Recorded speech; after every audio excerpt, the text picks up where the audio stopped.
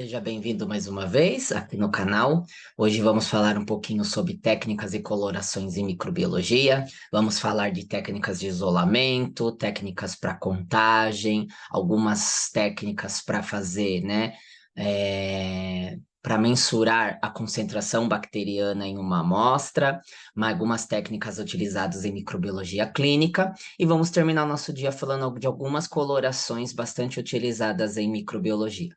Sou o professor Marcelo e vou lhe ajudar nesse aprendizado no caminho do conhecimento. Vamos lá.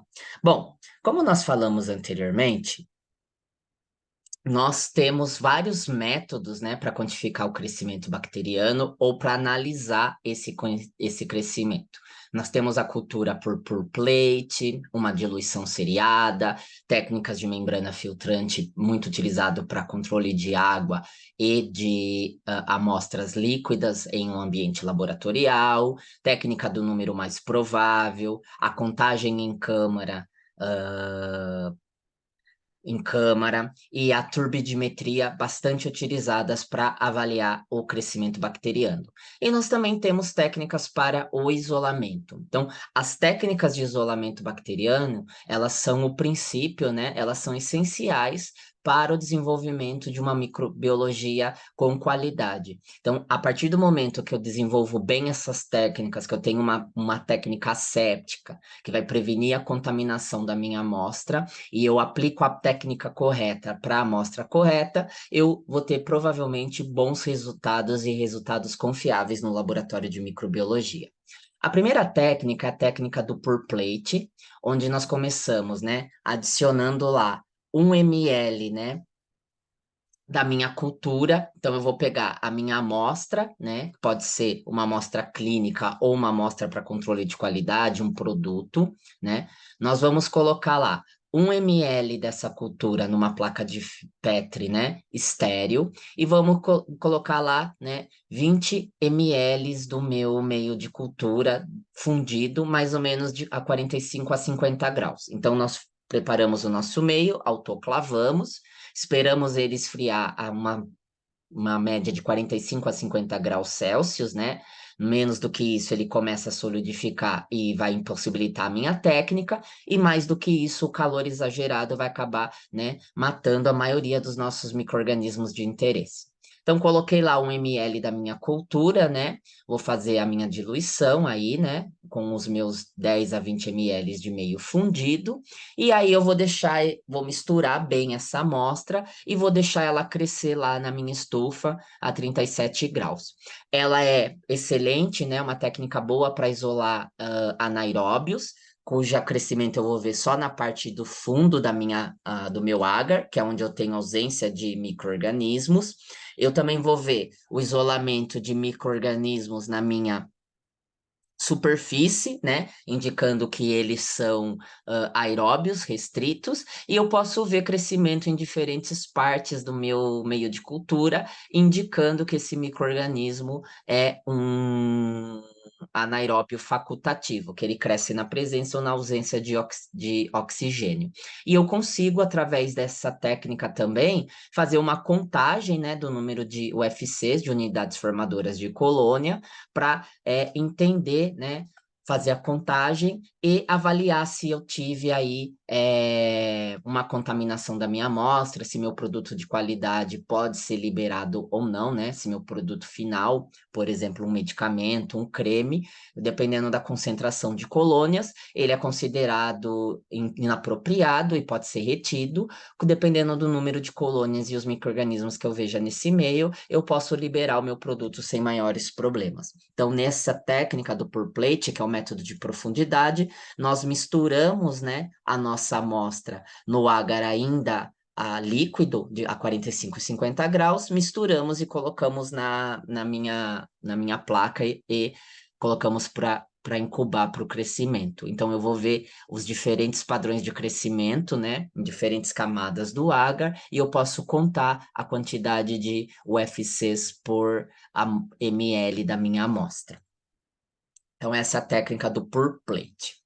A método de spread plate ou método de distensão, eu já utilizo o agar, né, na sua forma sólida. Então, eu preparo antecipadamente esse agar, vou colocar lá mais ou menos 100 microlitros da cultura diluída, né, nessa placa, e aí eu vou fazer a distensão em toda a superfície do agar, utilizando a alça de Drygalski. Posso utilizar também a alça bacteriológica ou cotonete, se for, por exemplo, um caso de um antibiograma. Vamos fazer a extensão dessa cultura, né? Vamos estender ela por toda a superfície do agar, incubar de acordo com as necessidades de cada micro-organismo, geralmente 37 graus, e no outro dia nós vamos contar a quantidade de colônias, vamos ver as colônias que foram isoladas, se são colônias do mesmo micro-organismo ou não. Então, ele é um método onde eu posso avaliar o crescimento na superfície de um agar sólido, estender nessa cultura por todo o agar. Essa técnica é muito utilizada para o antibiograma, né? Onde após isolado eu faço, né, uma superfície de crescimento bacteriano, coloco os discos e a partir dos halos formados eu vou ser capaz de avaliar quais os antibióticos aquele micro-organismo apresenta sensibilidade ou resistência àquele antibiótico. Tudo bem? A estria simples, ela é utilizada para alguns testes, né, fenotípicos, alguns testes bioquímicos, para visualizar algumas propriedades metabólicas, né, dos meus organismos. Consiste no isolamento, né? Eu pego a minha alça bacteriológica, pego a minha amostra e faço um risco na placa. Eu, geralmente posso fazer ou um zigue-zague, se eu quiser somente fazer um repique daquele organismo ou uma extensão central, onde aqui eu só quero manter esse organismo viável, né, fazer repiques, ou ainda utilizá-lo para fazer um teste de metabólico, como por exemplo o teste de Camp, utilizado para identificação de Streptococcus agalacti. Eu também posso fazer essa inoculação de estria simples, né, em tubos. Então, eu posso estriar a superfície de um tubo inclinado ou fazer a picada central em um tubo com meio para testes bioquímicos, como por exemplo, né, agar-TSI, como por exemplo, meio de MIO, né, ou meios para testes bioquímicos, como meio para descarboxilação da lisina, meio para descarboxilização da ornitina, entre outros. Uma das técnicas mais importantes para microbiologia clínica, principalmente, e para microbiologia em geral, é a técnica de isolamento. Nessa técnica, eu quero, a partir de uma amostra, né, onde eu não sei são os micro-organismos presentes, eu quero isolar as colônias para saber quantos micro-organismos estão presentes naquela amostra e para fazer a identificação das colônias isoladas, diminuindo assim a interferência dos micro-organismos entre si. Para isso, nós, né, dividimos a placa em 4 quadrantes, né? Pegamos com a alça bacteriológica uma parte da amostra, estriamos bastante no primeiro, esgotamos essa amostra no primeiro quadrante, fazemos um risco puxando a partir do primeiro quadrante o segundo, o terceiro e o quarto, né? E no final, conforme eu vou diminuindo a concentração dessa amostra, à medida que eu puxo a partir do quadrante anterior, eu vou ter o isolamento dessas bactérias no meu final do meu quadrante, onde eu posso perceber a presença de múltiplas bactérias, né? Mais de um gênero bacteriano. Eu posso ter agora a certeza que eu estou trabalhando com bactérias isoladas. Então, é uma técnica utilizada para isolamento bacteriano. Eu também tenho a semedura, né? Então, aqui vocês veem, nós riscamos bastante no primeiro quadrante, pegamos o segundo puxando, o terceiro, e no quarto quadrante, se eu fizer tudo da maneira correta, né? Eu vou ter as colônias isoladas. Eu também tenho uma técnica, né, que utiliza um isolamento quantitativo, né, que é a técnica muito utilizada para análise de urina, onde eu faço uma estria central com a minha minha alça bacteriológica, né? Geralmente para urina, para facilitar para a gente usa a alça de 1 microlitro, né? A alça microbiológica calibrada. E a partir dela eu faço, né? Estrias puxando do centro, eu faço um zigue-zague a partir do centro, para poder fazer o isolamento das colônias e a sua contagem ao final, e os cálculos para identificar a possível contaminação, né? A possível infecção de urina ou não. Na técnica de diluição seriada, muito utilizada para controle de qualidade e para pesquisa em laboratório de microbiologia, eu utilizo, né? Eu coloco pelo menos 6 tubos em média, né? Podendo ser mais tubos, dependendo da quantidade de bactérias que eu espero para o meu crescimento. Então, eu adiciono 9 ml de meio em cada tubo, e em cada um desses meios, no primeiro meio, eu vou pegar 1 ml da minha amostra, misturar. Então, isso corresponde a uma diluição de 1 para 10, então estou diluindo 10 vezes. Vou pegar 1 ml do tubo 1 e passar para o tubo 2. Com isso, eu estou diluindo 6 vezes, 1 para 100. Depois eu pego 1 ml do tubo 2 e passo para o tubo 3. Eu estou diluindo 1000 vezes, ou 10 a terceira, e assim sucessivamente. Então, a partir de 1 ml da minha amostra original, eu coloco no primeiro tubo, diluindo 1 para 10, e aí sucessivamente eu vou tirando 1 ml do primeiro tubo, passando para o segundo, 1 a 100, pego 1 ml do segundo tubo e passo para o terceiro, 1 para 1000, 1 para 10 mil, 1 para 100 mil, 1 para 1 milhão. Ou seja, tem uma diluição seriada de base 10. E aí depois, né, vou deixar esse tubo crescendo lá, né, na minha, no meu, vou, vou pegar essa diluição seriada dos meus tubos, vou passar para placas, né, de meio sólido, vou incubar essas placas por 24 horas, e no próximo dia eu vou fazer a contagem das colônias. Geralmente nós damos preferência para aquelas colônias onde eu tenho uma média de 100, 200 colônias. Posso realizar também nas placas que eu tenho 27, mas é interessante notar que a quantidade de colônias, né, se eu fizer certo, elas vão diminuindo de acordo com a minha diluição, o que era esperado. Então, eu vou determinar onde eu tenho a melhor, né, concentração possível de contar. Então, por exemplo, nesse meu exemplo, 1 para 10 eu tinha muito colônias, não era viável contar. 1 para 100 eu também ainda tinha muitas colônias para contar. Então, abaixo disso eu tinha diferentes situações. Aqui na minha diluição de 1 para 1000, né? 1 vezes 10 a terceira, eu tinha 300 colônias, que é mais ou menos onde a gente vai contar. Ah, mas professor, eu não poderia contar em 10 a quarta, onde eu tenho 27 colônias e a contagem fica fácil? Sim, em teoria eu posso contar em um 10 a quarta, mas nós não gostamos muito porque, lembrando, né, para cada ponto da diluição, a minha taxa de erro é passível do aumento. Então, nós falamos que essas placas com 300, 200 colônias em médias, elas apresentam menos erro, né, intrínseco, do que as placas da diluição a seguir. Então, geralmente, a gente vai contar, né, nessas placas onde eu tenho uma média de 100 a 300 colônias em média, assim, de 100 a 400 unidades formadoras de colônia. Vou fazer isso em triplicata, né, para poder tirar uma média e entender se eu tenho um grande desvio padrão, o que impossibilita a minha análise. Fiz 3 placas de cada tubo, decidi aqui que eu tenho uma média. Então, vamos dizer que a minha média foi 311 unidades formadoras de colônia. 311 vezes 10 a terceira é a quantidade de UFCs por ml que eu tenho, né? Como nós mostramos sempre na conotação científica, né? O correto é apresentar na conotação científica, nós temos que mostrar com uma casa antes da vírgula apenas uma casa decimal. Então, para cá eu vou andar 2 casas, ou seja, 3,11, 10 a terceira, andei 2, quer dizer que eu tenho 10 a quinta. Então, eu tenho 3,11 vezes 10 a quinta UFCs por ml. Tudo bem?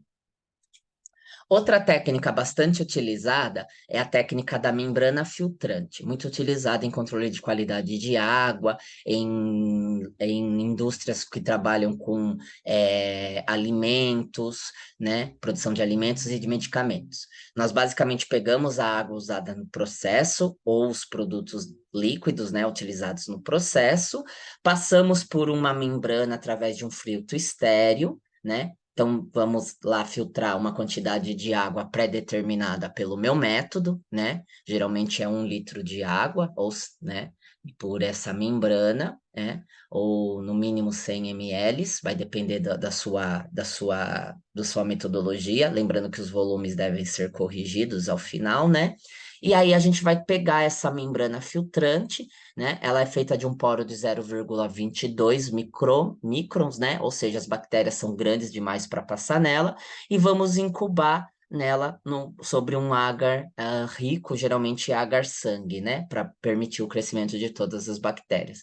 E a partir disso, também usa-se bastante o agarendo, né? Na microbiologia de alimentos e microbiologia industrial.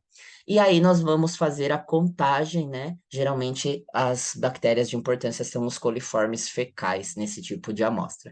E aí eu vou fazer a contagem de colônias pelos ml que eu filtrei de água, e eu vou ter o FCs por ml, tá? Então isso vai mostrar se aquela água é passível de contaminação, né? Se ela está contaminada e não deveria ser usada no procedimento, ou se ela pode seguir para a linha de produção, para a comercialização daquele produto final. A técnica do grupo mais provável, eu vou fazer, né? Um grupo de 3 grupos com 5 tubos de agar nutriente.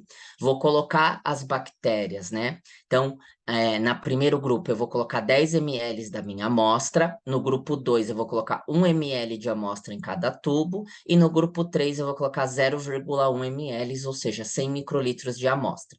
E eu vou ver quais os tubos foram positivos para cada grupo. Então, por exemplo, quando eu coloquei 10 ml no grupo 1, os 5 tubos cresceram. Quando eu coloquei 1 ml no grupo 2, 3 tubos cresceram, né, os tubinhos amarelos, e 2 não cresceram. E quando eu coloquei 0,1 ml em cada tubo do grupo 3, apenas um tubo cresceu. Então, eu tenho 5, 3 e 1. E aí eu tenho uma tabelinha onde eu tenho, né, 5, 3, 1, me dá um índice de 110, uma média de 110 unidades formadoras de colônia para cada 100 ml de amostras, né? Ou seja, eu tenho uma confiabilidade de 95%. A minha amostra está entre 34 UFCs até 250, com uma média de 110.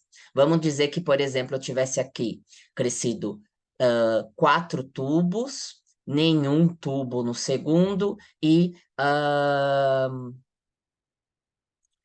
é, 4 tubos no primeiro, 2 tubos no segundo e nenhum tubo no terceiro. Então, 4, 2, 0. Eu tenho mais ou menos 22 unidades formadoras de colônia para cada 100 ml, o que me dá uma grade de 6,8 UFCs até 50 UFCs por ml em média nessas amostras. Então, essa é a técnica do número mais provável.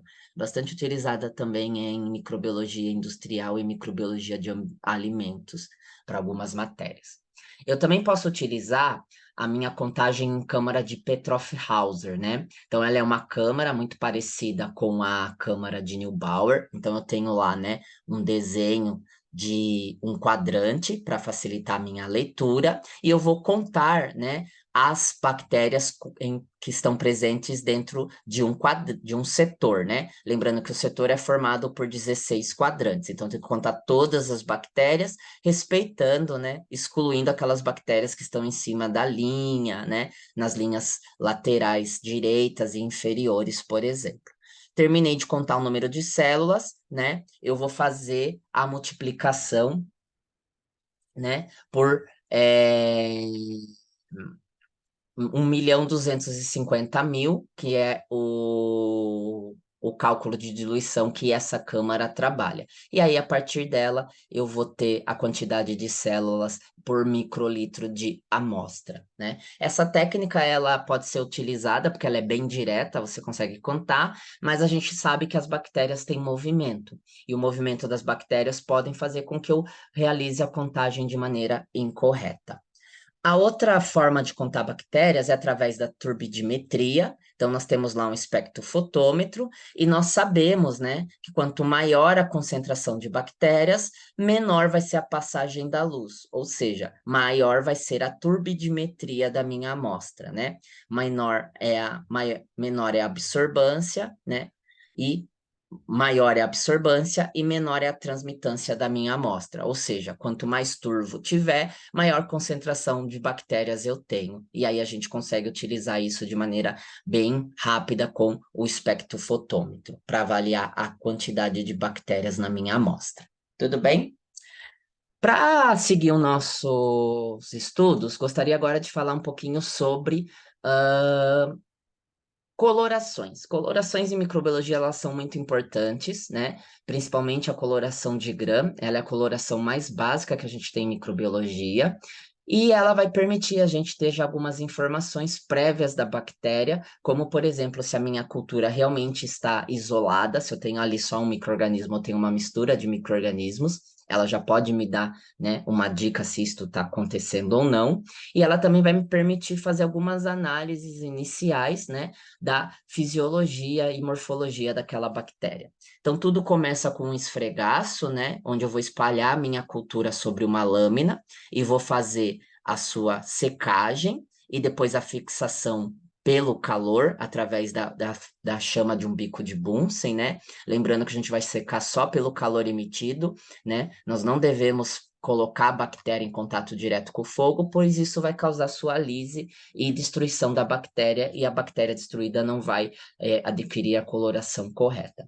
Seguido do uso do corante, né, de acordo com cada coloração, e a microscopia, tudo bem? Lembrando, né, o trabalho na microbiologia, nós precisamos ser os mais assépticos possíveis, então, prezar pela para não contaminar a amostra, né? Então, o uso de cabines microbiológicas é sempre recomendado. Quando elas não estão disponíveis no laboratório, eu preciso usar o bico de Bunsen como meu auxiliar para não contaminação da amostra, né?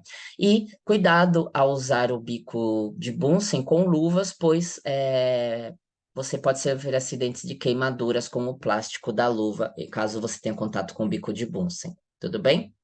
A coloração de Gram, ela permite, né, que a gente visualize o arranjo do micro-organismo, a forma do micro-organismo, né? Ou então se ele é um coco, um bacilo, se ela é uma bactéria curvada, né, um bacilo curvo, um vibrião, uma espiroqueta. Ela também permite para a gente visualizar o arranjo desse micro-organismo, se ele está na forma de estrépito, de estáfilo. Ela já permite para a gente deduzir algumas características da parede celular. Então, a gente sabe se for gram-positivo, alta camada, né, uma camada grossa de peptídeo glicano. Se for gram-negativo, uma camada fina de peptídeo glicano, né? Lembrando que os micro-organismos sem parede celular, eles não vão ser corados pelo gram, porque o gram vai utilizar a parede celular como princípio para sua coloração. Ela deve ser feita um controle de qualidade, então eu devo usar cepas que eu sei que são gram-positivas e gram-negativas para realizar o meu controle de qualidade dos meus corantes, certo? Sempre utilizar culturas frescas e recentes, pois a gente sabe que culturas velhas podem adquirir uma morfologia alterada, né? Ou mesmo a morte de muitas bactérias que dificultam o gram. E eu preciso pelo menos de 10 a quarta UFCs por ml para poder visualizar essas bactérias no gram, quando a gente vai fazer de amostras diretas, né? Sem o isolamento prévio. A coloração de Gram, ela consiste no cristal violeta, né? Que vai fazer a minha primeira coloração. Então, a gente aplica o cristal violeta por 1 minuto na amostra. Esse cristal violeta, ele vai entrar na parede da minha bactéria. E, em seguida, após 1 minuto, nós podemos lavar esse excesso de cristal violeta com água destilada, né? Jatos de água destilada. E aplicar o iodo. O iodo ele é um mordente, então ele vai combinar com o cristal violeta, formando uma estrutura maior. Depois dessa lavagem, né, dessa aplicação com iodo, nós fazemos uma segunda lavagem com água destilada e aplicamos o álcool cetona, que é o passo da descoloração, que é o passo crítico dessa coloração. Geralmente nós utilizamos 30 segundos, mas esse tempo deve ser ajustado de acordo com a concentração do seu álcool acetona, uma vez que essa acetona pode evaporar à medida que ela vai ficando mais velha, né? E, por final, nós aplicamos o contracorante, que é a safranina, cuja ideia é corar as bactérias que foram descoradas pelo álcool cetona. Então, o que que acontece? Quando você aplica cristal violeta, todas as bactérias ficam roxas por um determinado tempo, porque o cristal violeta entra em todas as bactérias. O iodo, ele é um mordente, então quando ele for aplicado, ele vai formar um complexo insolúvel com esse cristal violeta, e o álcool cetona, que é a minha etapa crítica, ele vai retirar as camadas da bactéria à medida que ele vai fazendo a lavagem. Então, em bactérias gram-negativas, em que a gente tem pouco peptídeo glicano, esses 30 segundos de álcool-cetona são capazes de tirar toda a parede e com eles vão retirar a cristal violeta. As bactérias gram-negativas, então, nessa etapa, elas vão ficar incolores, enquanto as gram-positivas, devido às várias camadas de peptídeo glicano, a lavagem com álcool-cetona não é capaz de tirar todas as camadas. Então, ao final dos 30 segundos, nas gram-positivas, eu ainda vou ter bactérias que tenham na peptídeo glicano, e por isso eu ainda vou ter bactérias que tenham cristal violeta e iodo dentro da sua parede, e com isso as bactérias gram-positivas vão permanecer roxas. Na parte final, que é a fucsina básica, né, que a gente usa um contracorante, essas bactérias gram-negativas que perderam toda a parede e estão incolores, elas vão receber a coloração da fucsina, que é uma cor vermelhada, enquanto as gram-positivas que ainda permaneceram com camadas do peptídeo glicano, a fucsina não vai conseguir, né, mostrar sua cor devido à presença do cristal violeta que encobre essa cor. Então, as bactérias gram-positivas vão permanecer roxas e as gram-negativas vão ficar rosas, né, vermelhas, devido à presença à fucsina básica. Então, os gram-positivos, eles se coram em roxo, né, azul, roxo, é um roxo azulado, enquanto as gram-negativas vão se parecer em rosa. Tudo isso devido à sua característica da parede. Gram-positivas têm uma quantidade grande de peptídeo glicano, por isso elas retêm o cristal violeta, enquanto as gram-negativas apresentam membrana externa e uma camada fina de peptídeo glicano, que é lavado com o álcool cetona. Então, elas perdem toda a sua parede, ficando coradas apenas pela fucsina. Tudo bem?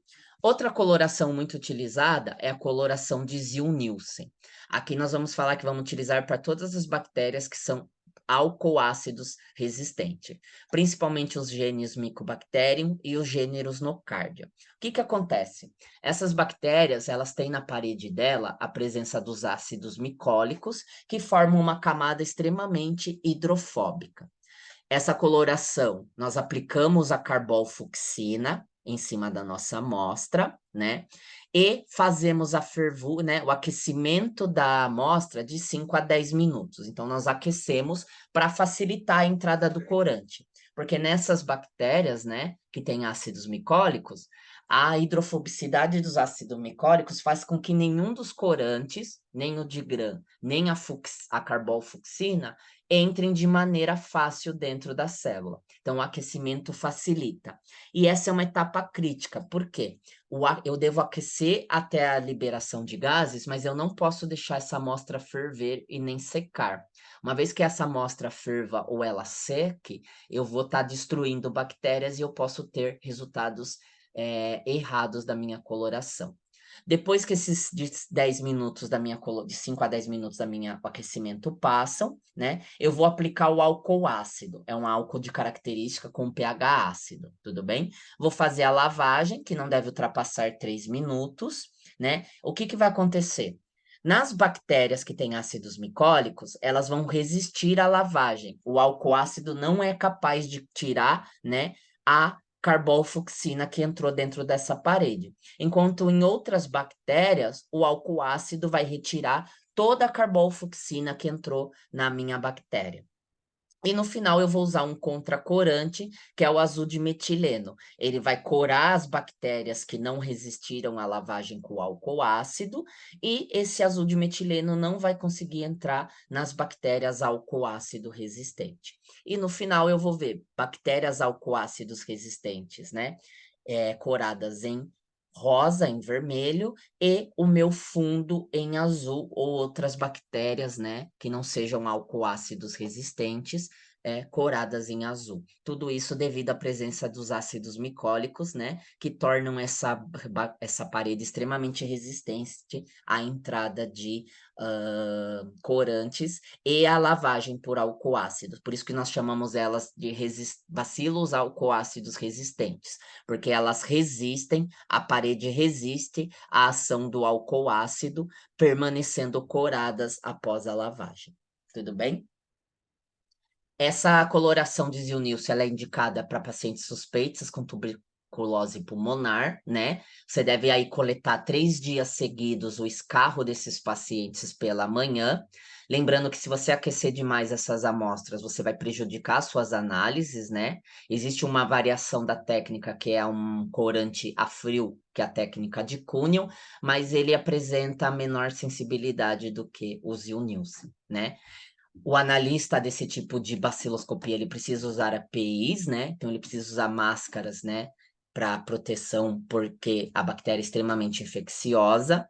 Eu preciso de um microscopista muito bem treinado, porque esses bacilos nem sempre eles vão estar em número grande. Então, o microscopista tem que ser bem criterioso e muito minucioso na análise dessa lâmina. Nós utilizamos a BCG como controle de qualidade da coloração, né? Já que é um bacilo alcoácido resistente. E a obtenção da qualidade da amostra é essencial. Muitas vezes nós recebemos, né, amostras muito contaminadas, porque elas vêm do escarro. Algumas vezes o paciente não consegue liberar o escarro e acaba liberando salivas, que são sempre negativas. Então, a qualidade da amostra influencia muito na análise desse tipo de lâmina para baciloscopia para tuberculose. É um exame rápido e barato, porém pouco sensível, né? Então, ele é usado mais como método de triagem, e um negativo nesse exame não exclui a possibilidade da contaminação do paciente por tuberculose. Uma alternativa para o ZIL, né, quando eu tenho disponível no meu laboratório, é usar a uramina rodamina. Ela é um corante fluorescente que é capaz de entrar na parede da micobactéria. E quando eu uso, né, um microscópio de fluorescência, eu vou ver os bacilos fluorescentes presentes na amostra. Então, ela é utilizada, ela pode ser utilizada como alternativa, contudo, a necessidade de um uso de um microscópio de fluorescência restringe o seu uso devido ao alto custo do equipamento. Outra coloração utilizada em microbiologia é a coloração de Albert-Labor. Ela pode ser utilizada quando estou desconfiado que estou diante de um Corynebacterium, por exemplo, o Corynebacterium diphtheriae, que é o causador da difteria. Como que a gente faz? Primeiramente, num GRAM, nós vemos essa bactéria parecendo que tem inclusões em uma da extremidade. Então, eu vejo bactérias que parecem que tem uma das suas extremidades maiores, com uma bolinha em suas extremidades. Essas regiões, né, polares são os corpúsculos de Babs ernestis, e eles são inclusões metacromóticas, então eles coram fortemente pelo Lugol. Então, quando eu uso essa coloração, ela vai deixar o meu bacilo verde, e essas regiões das extremidades, onde eu tenho acúmulo de substâncias, vão ficar marronzinhas. Então, ali eu consigo ver um Corynebacterium cuja característica é a presença dessas inclusões metacromáticas, né? Desses corpúsculos metacromáticos. Outra coloração é o método de Fontana de Trubodot. Ela não é uma coloração verdadeira, na verdade, a gente impregna prata nessas bactérias, elas não adquirem a coloração verdadeira, elas ficam só revestidas de prata, né? Então, ela é muito usada para espiroquetas e esperilos. Então, a gente utiliza ali uns reagentes contendo prata, e após o aquecimento, essa prata se precipita nas bactérias, mostrando, né, as bactérias cheias de prata, elas adquirem um touro escuro contra um fundo marrom claro. tá? Então, essa é a técnica de Fontana-Tribodot. E eu também posso utilizar a microscopia de campo escuro para visualização de espiroquetas em em amostras de pacientes. Quando a gente quer observar flagelos, né, nós temos a coloração de flagelo de Lifeson. É uma coloração difícil de fazer, porque o flagelo ele é feito de proteínas, né, geralmente pilinas e flagelinas, que são muito sensíveis, são proteínas muito finas e muito frágeis. Então, geralmente, elas não coram bem, e para que você faça a coloração delas, você precisa usar uma substância, que é o ácido tânico, que ele vai utilizar como mordente. Então, ele se liga, né? Esse ácido tânico se liga nas proteínas do flagelo e engrossam esse flagelo. E depois a gente vem com a coloração, que vai fazer a coloração da bactéria e dos flagelos. Então, esses pontinhos aqui são todos flagelos quebrados, né? Lembrando que é uma estrutura muito frágil, e se eu fizer tudo certo, com paciência, eu vou ter algumas bactérias coradas com o flagelo. Então, essa coloração de Lifeson.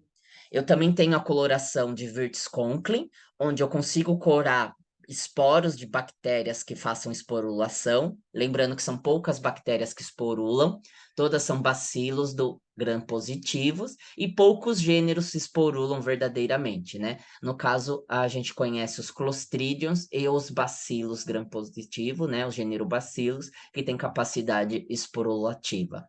Nessa coloração, o corpo, né, a forma vegetativa fica corada em vermelho e os esporos se coram com o verde malaquita, então eles se coram em verde, tudo bem? Eu também tenho que utilizar aquecimento para que essa coloração entre nos esporos, já que eles são substâncias bem hidrofóbicas e bem resistentes.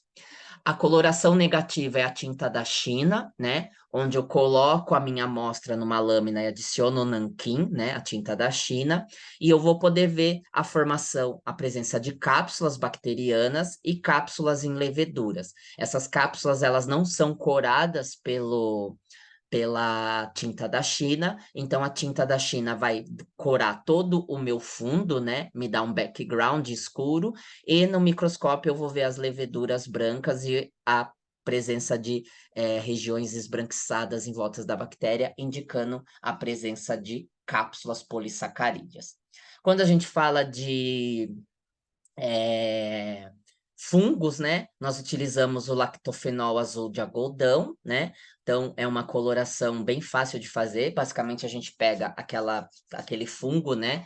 O micélio reprodutivo do fungo, que a gente fez através de técnicas como o microcultivo, adicionamos o lactofenol, colocamos uma lamínula, e esse lactofenol vai fazer a coloração dos meus conídeos, das minhas hifas, e vão permitir a minha observação desses fungos. Tudo bem?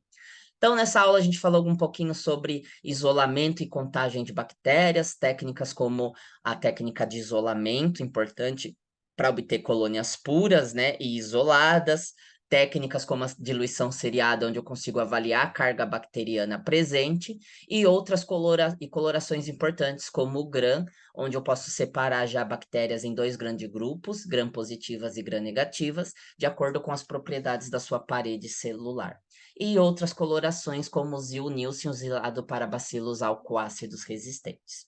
Espero ter ajudado vocês nesse aprendizado. Nos vemos nas próximas aulas. Bons estudos, sucesso sempre!